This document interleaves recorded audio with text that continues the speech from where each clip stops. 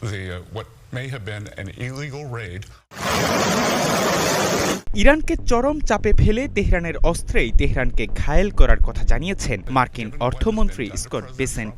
তিনি জানান, ইরানের বিরুদ্ধে জুজুৎসু কৌশল ব্যবহার করে দেশটিকে যুদ্ধে ঘায়েল করতে চেষ্টা করছে ওয়াশিংটন।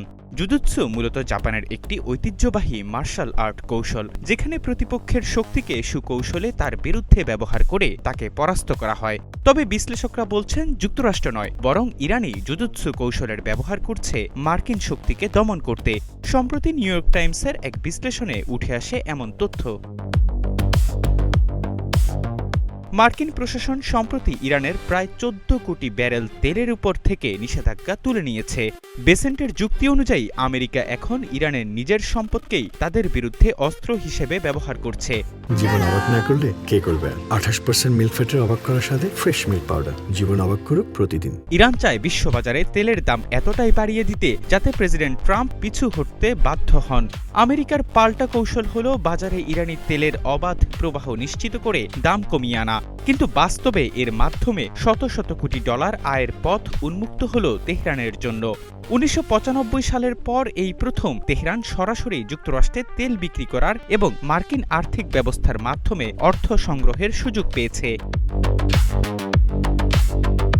ভূ রাজনৈতিক লক্ষ্য অর্জনে বিশ্ব অর্থনীতিকে অস্ত্র হিসেবে ব্যবহারের যে কৌশল আমেরিকা দীর্ঘদিন ধরে প্রয়োগ করে আসছে, ইরান এখন সেই একই কৌশলে আমেরিকাকেই পাল্টা চ্যালেঞ্জ জানাচ্ছে। 2004 সালে তৎকালীন মার্কিন অর্থমন্ত্রী স্টুয়ার্ট লেভে বিশ্বজুড়ে বেসরকারি ব্যাংকগুলোকে হুমকি দেন, ইরানের সঙ্গে লেনদেন রাখলে তারা মার্কিন ডলার ব্যবহারের অধিকার হারাবে। একটি চীনা ব্যাংকের উপর নিষেধাজ্ঞা আরোপ করার পর বিশ্বের সব বড় ব্যাংক ভয়ে ইরানের সঙ্গে সম্পর্ক ছিন্ন করে। বর্তমানে ইরান ঠিক এই মডেলেই যুক্তরাষ্ট্রের বিরুদ্ধে কাজ করে যাচ্ছে। তেহরানের পক্ষ থেকে বলা হচ্ছে, যুক্তরাষ্ট্রের সঙ্গে সম্পর্ক রাখলে হরমুজ প্রণালী ব্যবহারের অধিকার হারাবে জাহাজ কোম্পানিগুলো। এই হুমকি আমলে নিতে বাধ্য করার লক্ষ্যে সস্তা ড্রোন আর ক্ষেপণাস্ত্র ব্যবহার করে মাত্র কয়েকটি জাহাজে হামলা চালিয়ে পুরো বিশ্বের জাহাজ চলাচল ব্যবস্থার হিসাব নিকাশ বদলে দিয়েছে তেহরান। আর তাতেই বিমা কোম্পানি ও জাহাজ মালিকদের মনে যথেষ্ট আতঙ্ক সৃষ্টি হয়েছে। তেহরান এখন বেসরকারি পক্ষগুলিকে বাধ্য করছে ইরানের হয়ে দর কষাকষি করতে।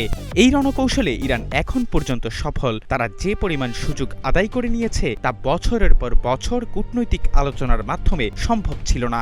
গত কয়েক সপ্তাহে হরমুজ প্রণালী হয়ে জাহাজ চলাচল প্রায় 90% কমে গেছে। এমনকি নিরাপদ পারাপারের নিশ্চয়তা পেতে ইরানকে বড় অঙ্কের টোল দিতে হচ্ছে বিভিন্ন কোম্পানিকে।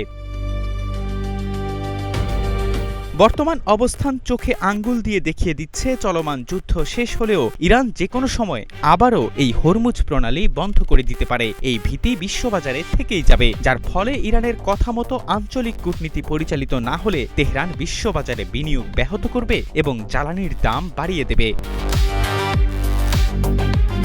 এহসান আব্দুল্লাহ, নাগরিক প্রতিদিন।